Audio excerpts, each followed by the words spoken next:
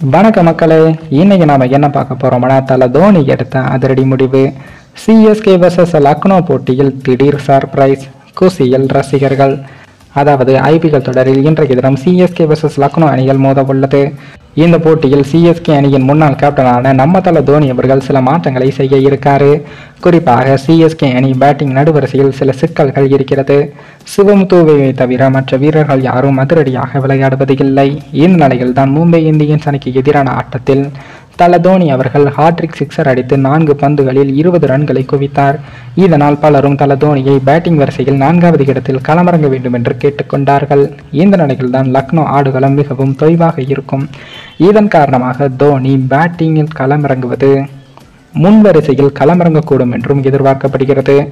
மேலும் தோனி தற்போது நல்ல உடல் தகுதியுடன் ஃபார்முடன் இருப்பதால் இந்த முடிவு எடுக்கப்பட்டு இருப்பதாகவும் கூறப்படுகிறது. தோனி நடுவரிசையில் களமிறங்கினால் சிஎஸ்கே அணி எடுக்கும் ஸ்கோரை விட கூடுதலாக 20 அல்லது 30 ரன்களை சேர்க்க வாய்ப்பு உள்ளது. இதனால் இந்த மாற்றம் நடக்க அதிக வாய்ப்புகளும் உள்ளது. இது தொடர்பாக அணி ஆலோசனை கூட்டத்தில் முடிவு எடுத்திருப்பதாகவும் இனிவரும் போட்டிகளில் ரசிகர்களின் கோரிக்கைக்கு ஏற்ப தல தோனி நடுவரிசையில் களமிறங்கக்கூடும் என்றும் தெரிகிறது. வலதுகை இடதுகை பேட்ஸ்மேன்கள் களத்தில் இருக்கும் வகையில் தோனியின் பேட்டிங் வரிசை மாறுபடலாம். சிவம் தூவை களத்தில் இருக்கும்போது தோனி 5வது வீரராக களத்திற்கு வரலாம் என்றும் தெரிகிறது. தோனி இந்த மாற்றத்தை செய்தால் அது சிஎஸ்கே அணிக்கு மிகப்பெரிய பலமாக அமையும். தோனியின் இந்த முடிவு ரசிகர்களை மகிழ்ச்சியில் ஆழ்த்தியுள்ளது.